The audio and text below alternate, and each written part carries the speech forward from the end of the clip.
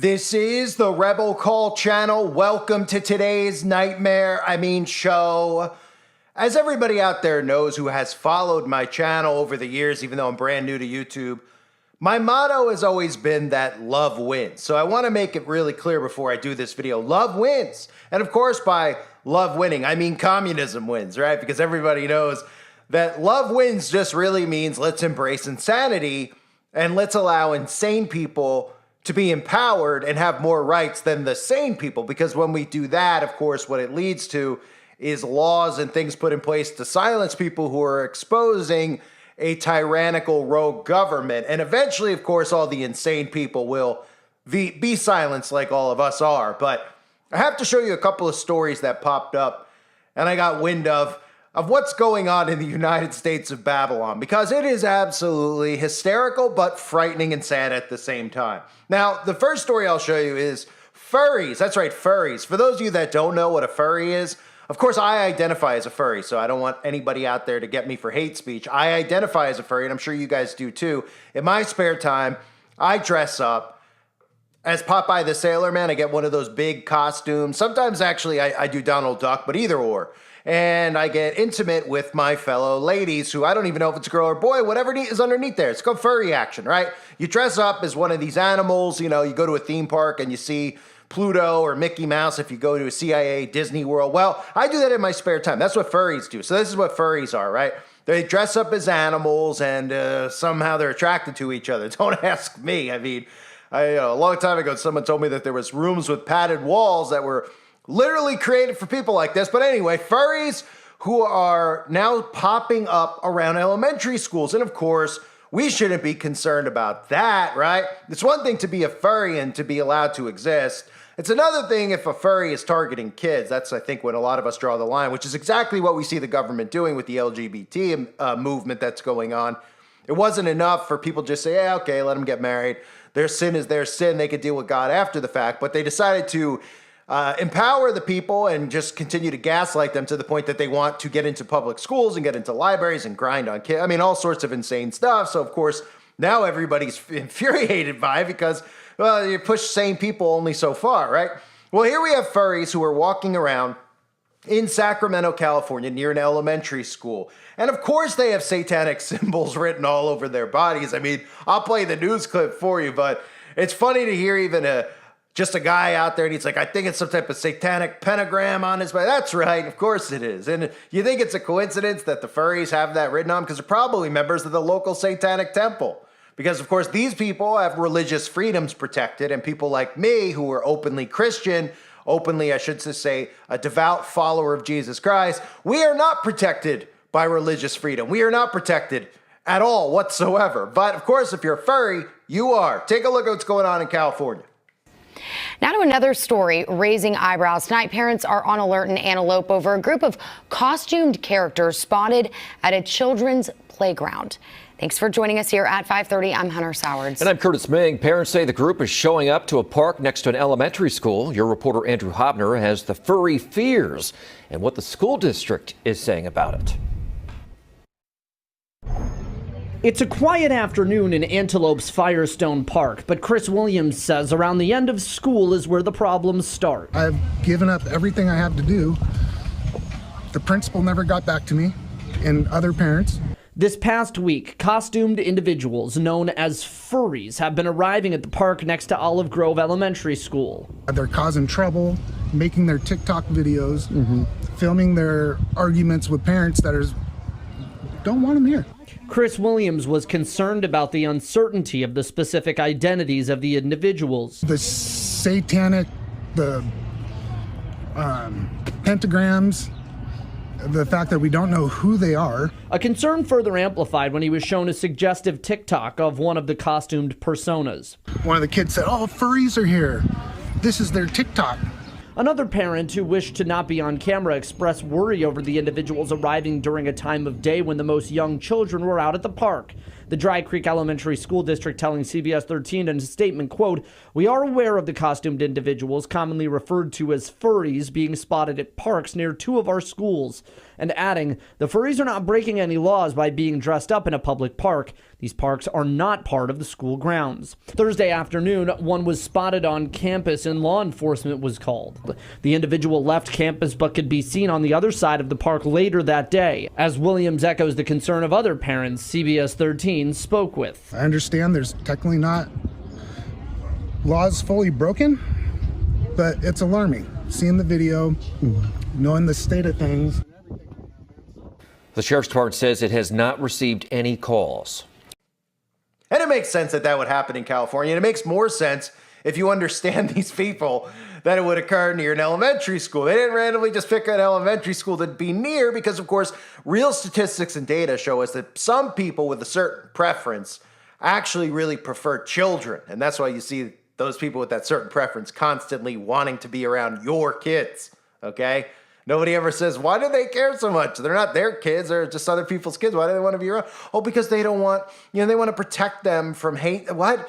Oh, no, that's not why, of course, because we know how that word grooming goes and what it actually means. So this story says, parents in one Sacramento County community are on alert after what they say are costumed individuals known as furries adorned with satanic symbols arriving at a park next to an elementary school where children were getting out on a quiet afternoon in Antelope's Firestone Park. Chris Williams said that around the end of the school is where the problems start. This whole week, I've given up everything I have to do. The principal didn't get back to me or other parents. The past week, furries have been arriving at the park conveniently when school's out. Don't be suspicious of that. I mean, where's Chris Hansen? Do we have To Catch a Predator? Oh, you can't because furries are protected people, right?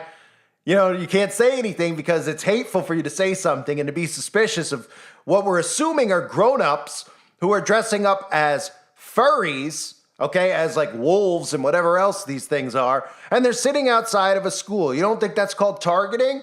No? You don't think that's called targeting? I mean, it makes me think of something that I used to call private justice that needs to clearly be enforced in the United States of America.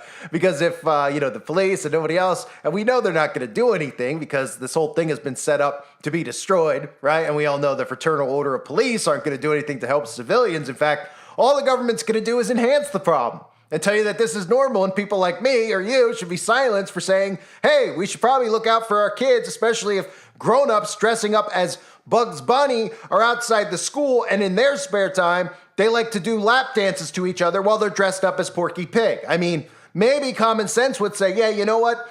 We have some white padded rooms. Maybe it's time that we use them. But we don't use common sense anymore. Not in a communist society. Of course, the white padded rooms are for all the sane people who are deemed hateful, who are deemed a threat to democracy, etc., etc., etc., right? So goes on to say, these people are causing trouble. They're making TikTok videos, as you heard him say earlier. They have satanic pentagrams, and the fact that we don't know who they are. That is a concern, right? Maybe we get the digital ID on the furries so we can figure out who they are, right? I mean, we know who the predators are anyway. Like I said, they identify a certain way, but his concern was further amplified when he was shown a suggestive TikTok of one of the costume personas. Williams said the video is of a costume persona shooting a room up and turning the gun on herself. Another parent who wanted to remain anonymous expressed worry over the individuals arriving during a time of day when most young children were out at the park. Quote, we are aware of the costume individuals commonly referred to as furries being spotted at parks near 2 of our schools. The furries are not breaking any laws by being dressed up in the public park. These parks are not part of the school grounds. Okay, well, what if though, right? What if there was somebody you don't know who they are, right? Because they're in a costume. So how do you not know it's a repeat offender or a criminal under the costume? You don't know. So if we remove the costume and we found out it was a repeat offender or somebody who is not supposed to be anywhere near a school, would you still want them sitting there? Well, of course not. Common sense would tell us no, but we don't have common sense. Now you might say, well, how do we not? Well, they could just be 2 regular people.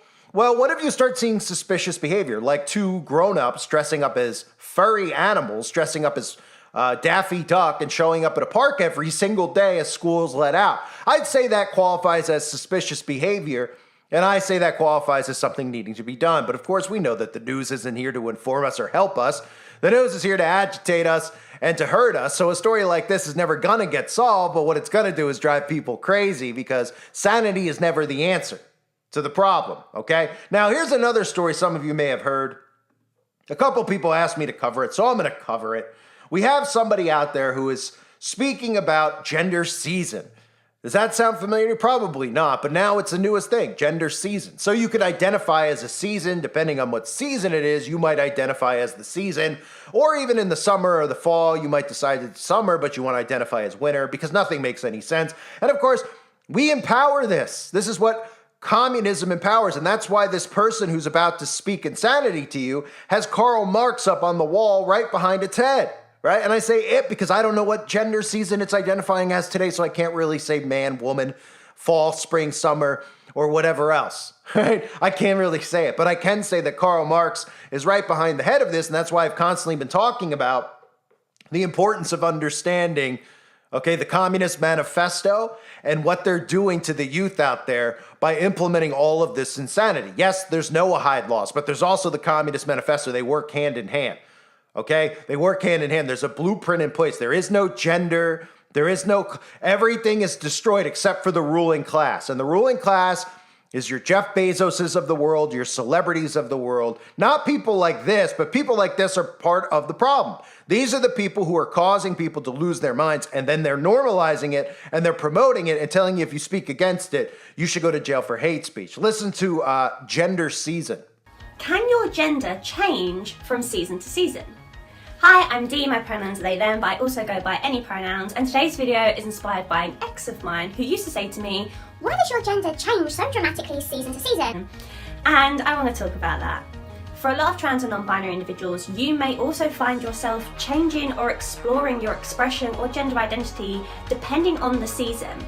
Now, this isn't saying that all trans individuals experience this, because that's just not the case, or that seasons determine your gender identity or expression. However, it can influence it. For myself, I feel more masculine in the summertime. I wear more masculine clothing, I wear shorts, I normally have my hair up more, and I just feel more boy. Whereas in the wintertime, for some reason, girl mode comes out and I'm loving skirts and dresses and having my hair down. And this might be because in the summertime I get sensory issues because of the heat, so I wear my hair up and I wear less clothing. Whereas in the winter I'm in multiple layers, so I can wear stuff that is a bit more girly or girl coded or a bit more frilly, because I can experiment with the layers to make it a combination of masc and femme that suits me. For a lot of individuals, they are the opposite. I know so many trans and non-binary individuals who are fluid as I am with their gender identity and expression, who find themselves being more feminine in the summertime and more masculine in the wintertime. And regardless of which one you are, if you're masc in the summer or masc in the winter, or femme in the summer or femme in the winter, that's totally valid and completely up to you. But I think once you start thinking about how you dress depending on the season, you then start thinking, I wonder if it is tied to my gender expression. I also want to just quickly say that gender and expression are completely different. How you dress and express yourself does not always equal your gender identity. So when my ex used to say to me, oh, you change gender depending on the season, I wouldn't say I changed gender because I've always been fluid. I just changed my expression. Did you know, however, there is a gender identity that is linked to the seasons? This is called gender season. And this is a gender identity I've only just learned about. It's a micro identity. It's not an identity that I have ever heard discussed before. It's a new one for me. So if anybody knows anything more about gender season, please let me know, because I am new to this identity. But from what I know, gender season is an individual who explores their gender identity in relation to a season or all the seasons. So this might be somebody whose gender expression and identity is linked to one season. So for example, winter. Or this might be somebody whose gender identity and expression changes depending on the season. So does that mean I'm gender season? No. For me personally, I am just fluid with my gender identity and my expression, and for some reason in the summer my boy comes out and in the winter my femme comes out. That's totally okay, because my expression doesn't necessarily relate to my gender. I just have fun with my expression, and for some reason in the summer I just want to wear shorts and snapbacks and put my hair up and run around and play in the dirt. What can I say? If you are somebody whose gender identity or expression changes with the season, that's completely valid too. Why not look into gender season? Or if you're like me and you're just fluid with your identity and your expression, just have fun with it. I will keep you posted on Dee's seasonal identity this year. If you want to know more about gender season, please let me know, because I definitely want to research it more, and I want to speak to individuals who identify as gender season to hear how they identify. It's an identity I've never heard of before. And that's something I absolutely love about being an LGBTQ+ content creator and activist, is learning new terms and identities within the community, because there are new ones being created every single day. I absolutely love learning, and that is all for today, folks. Bye. So yeah, that makes perfect sense. You even got a little sigil on the shirt there, but I mean, this is the stuff we're dealing with, right? Like Karl Marx right in the background. And none of these kids understand it because they don't teach this stuff anymore. They don't teach you about communism, how bad it is, how dangerous. They actually tell kids out there that communism's the answer. And these kids actually believe it. They don't realize that they're going to be slaves, worse than anything that's ever happened in human history with the way technology is now. Okay, the amount of control they're going to have over every breath and every move you make is going to be utterly dystopian. It's going to be hell on earth. And this is the problem. This is what we're dealing with, right? We're dealing with it because not only when you see stuff like this do we laugh at it, but we also know that what they've tried to do and they continue to try to do is tell you that if you speak against or try to get people like this help, that you're hateful. But wouldn't we say that somebody who is identifying as, let's just say, winter, the season of winter, that it's a little bit insane and maybe they need help? But of course not. That's hateful, right? So what is it okay to tell somebody they need help? When is it? Oh, when they're into conspiracy, right? Because any type of conspiracy goes against global communism, and that's dangerous to the people who are in charge, right? So they embrace things like this. They promote things like this. They want stuff like this out there. They want children to be influenced by this. And ultimately, the weaker of a society we have, the more insane of a society we have, the less of a threat society becomes to this dictatorship. And that's why we continue to see this stuff promoted. Now, this story is likely even a plant. Just the fact that Karl Marx is in the background should be enough for most of us to go, okay, this is a little bit too much. But who would even be surprised? I wouldn't have been surprised if there was an all-seeing eye in the background. Maybe there is. I mean, I can't really see that great in the background, but maybe there is, right? Looks like maybe even monarch butterfly wings in the background, right? But this is what we're dealing with in our society, okay? We're dealing with a society that wants you to be accepting and tolerant of everything, except, of course, rules and laws, except, of course, of Christianity, which they deem hateful. So things like this they promote. Then they want to spread this to your kids and everybody else's kids, and you're not allowed to question it or stop it from happening, because the weaker society becomes, the more controllable they become, and the more that we have people like this that the government creates, the more laws they could pass to protect the crazier people, and then, of course, silence the people like us. And ultimately, at the end of the day, people like this are going to be silenced too, and they're going to be under full control, and they're never going to realize it, ever. There's never going to be a moment for these people that they wake up and they go, what have we done? They're just going to complain till the day they die. The majority of these people, you've seen a pattern. They complain constantly. Nothing's ever enough. We currently have a government that caters to, even when Trump was in office, caters to this specific communist group. Okay, this communist group that ends with a plus at the end of their name. They cater to them. Every single thing that's passed is for this small minority of people, right? They cater to them, they promote them. If you speak against them, you get canceled, you get this or that, right? And they constantly complain that it's not enough. It's not enough. And then when brands support them, that's not good enough because the brands are just trying to ride the high of these people. But the brands are the ones who have created the movement.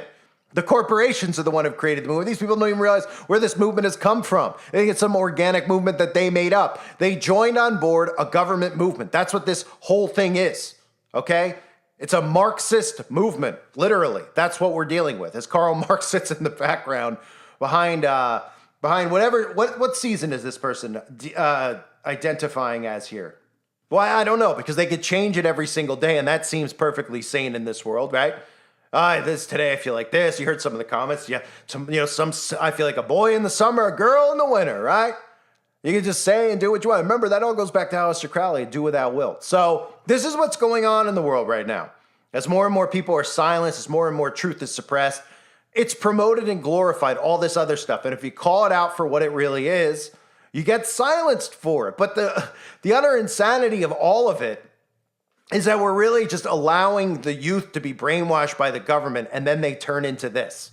And it's really sad is what it is, because I don't know anyone personally, but I see it. And I see the narcissism that comes out of it. It's a certain breed of human being that they're creating, and they're not really even human. None of the thoughts that they're having are free thoughts. It's all controlled. It's all manufactured from the government and spread down like a virus. And then they think this is something to do with the preference in the bedroom, and it doesn't. It's a species of human. The political ideologies are ingrained in them, and nobody gives a crap what they do in the bedroom, but that's part of the problem. It's the problem for them is that we don't care what they actually do, and they want us to care more about what they like to do behind closed doors, but obviously now, more than ever, they're doing it out in the open. I thank everybody for being here. Remember, love wins, okay? Love wins. That's what the channel promotes. Love will always win. It's my motto. It's why I hashtag it, love wins. Don't be a hateful bigot, okay? Appreciate and embrace the insane. I thank you for being here. God bless all of you and your families as always.